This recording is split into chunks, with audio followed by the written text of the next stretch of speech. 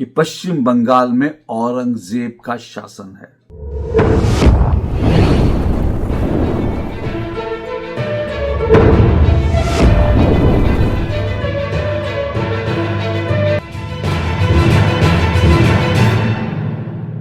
पश्चिम बंगाल में औरंगजेब का शासन है। यह बात अगर मैं कहूंगा तो महुआ मोइत्रा और पत्रकार राजदीप सरदेसाई की पत्नी सागरिका घोष मुझे तुरंत महिला विरोधी घोषित कर देंगे, क्योंकि दरअसल पश्चिम बंगाल में महुआ मोइत्रा और सागरिका घोष की जो महिला बॉस हैं ममता बनर्जी, उनका शासन है। भला उनके शासन को कोई औरंगजेब का शासन कैसे कह सकता है?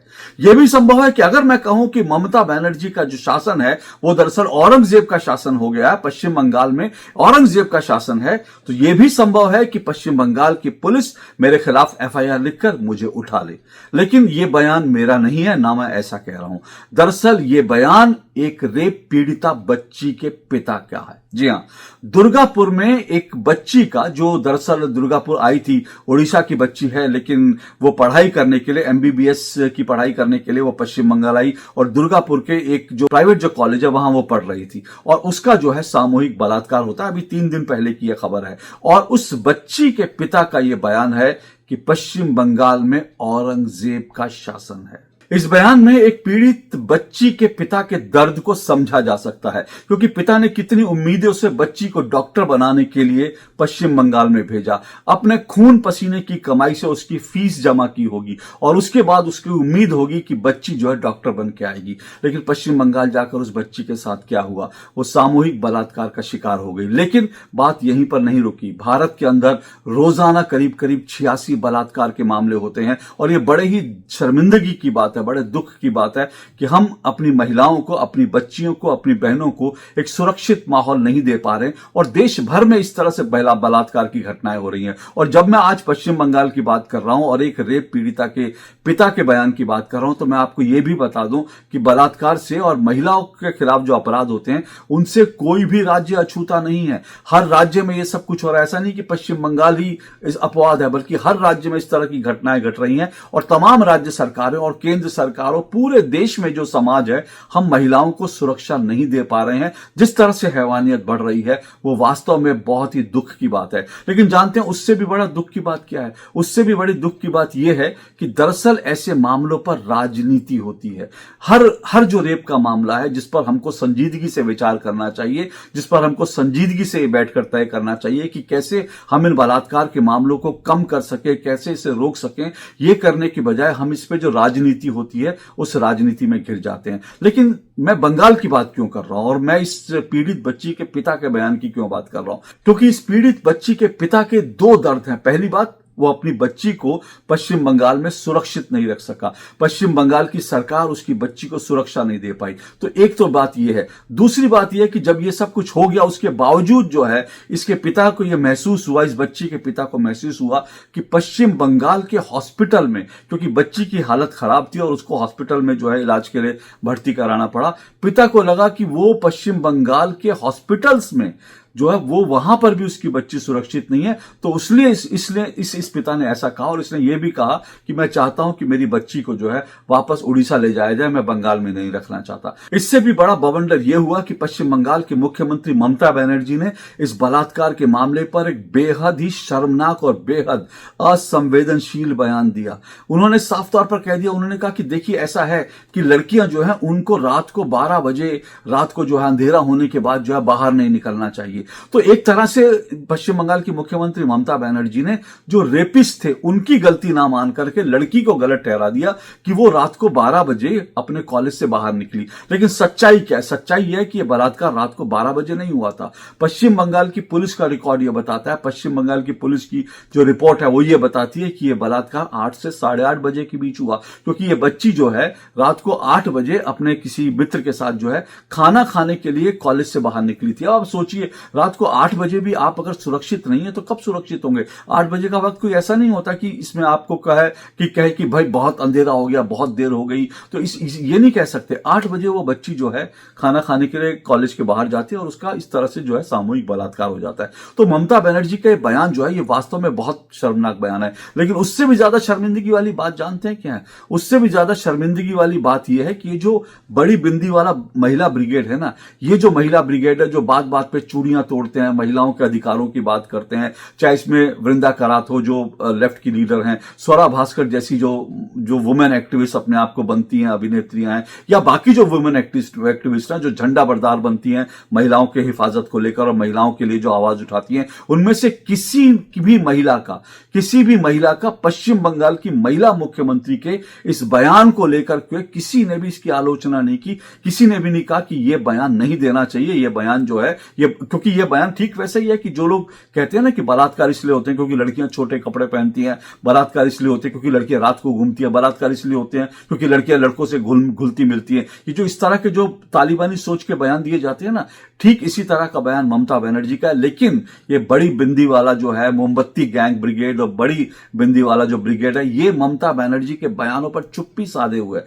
मतलब अजीब सी इस देश में राजनीति है कि अगर आप सो कॉल्ड सेकुलर पॉलिटिक्स अगर करने वाले हो, सो कॉल्ड सेकुलर राजनीति वाले हो, अगर आप हिंदुत्व की बात नहीं करते, अगर आप मुसलमानों की अपीजमेंट की बात करते हो, तो फिर आप सेकुलर राजनीति करने वाले हो। और अगर आप सेकुलर राजनीति करने वाले हो तो आप महिलाओं के खिलाफ अनाप शनाप कुछ भी बयान देंगे, कोई फर्क नहीं पड़ता, सब कुछ चलता है, सब एक्सेप्ट है। बस आपको मुसलमानों का हितैषी होना चाहिए, आपको सो कॉल्ड सेकुलर राजनीति का पुरोधा होना चाहिए। अब देखिए ममता बनर्जी का ये जो पूरा बयान हुआ ना, ये उनका पहला बयान नहीं। इससे पहले भी 2012 में पार्क स्ट्रीट का मामला हुआ था। पार्क स्ट्रीट में एक महिला का बलात्कार हुआ था, एक लड़की का।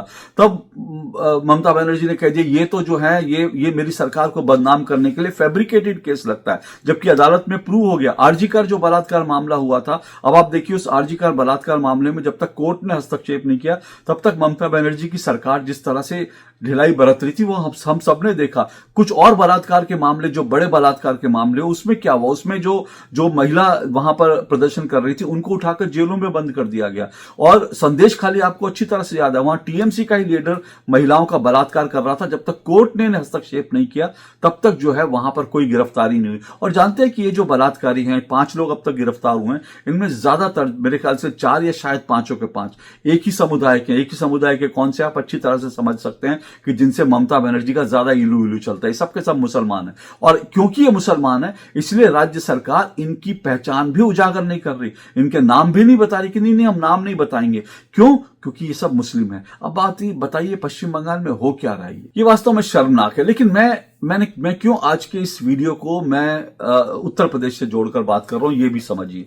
आज पश्चिम बंगाल और उत्तर प्रदेश का कंपैरिजन जो मैं कर रहा हूं किस लिए कर रहा हूं ये भी समझिए। हालांकि बहुत सारे लोग कहेंगे कि अपराध, महिलाओं के खिलाफ जो अपराध है ना, उसमें उत्तर प्रदेश तो पश्चिम बंगाल से भी आगे है और ज्यादा वहां पर अपराध होते हैं। इसमें कोई दो राय नहीं कि वहां पर उत्तर प्रदेश की अगर बात करें तो 2023 के जो एनसीआरबी के डेटा है वो ये बताते हैं कि वहां पर महिलाओं के खिलाफ जो है 66,000 से ज्यादा महिला अपराध के मामले हुए, जबकि अगर बंगाल की बात करूं तो वो 34,000 35,000 के आसपास है। तो लोग कहेंगे उत्तर प्रदेश में तो ज्यादा अपराध होते हैं, तो फिर कंपैरिजन मैं कर रहा हूं तो फिर उत्तर प्रदेश में तो ज्यादा हमको कहना चाहिए कि वहां की सरकार ज्यादा निकम्मी है। लेकिन इसमें एक जो है ना, एक इसमें पेच है, उस बात को समझिए। दरअसल ये जो आंकड़े हैं एनसीआरबी के डेटा है, ये डेटा तो सही है, लेकिन अगर प्रति व्यक्ति यानी प्रति जो आबादी है, प्रति 1 लाख की आबादी पर अगर आप अनुपात निकालेंगे, क्योंकि उत्तर प्रदेश में ज्यादा अपराध इसलिए हैं क्योंकि वहां पर आबादी ज्यादा है, बहुत बड़ी आबादी है, इसलिए वहां अपराध भी ज्यादा है। तो अगर आप आबादी के अनुपात में देखेंगे यानी प्रति 1 लाख की आबादी के अनुसार से देखेंगे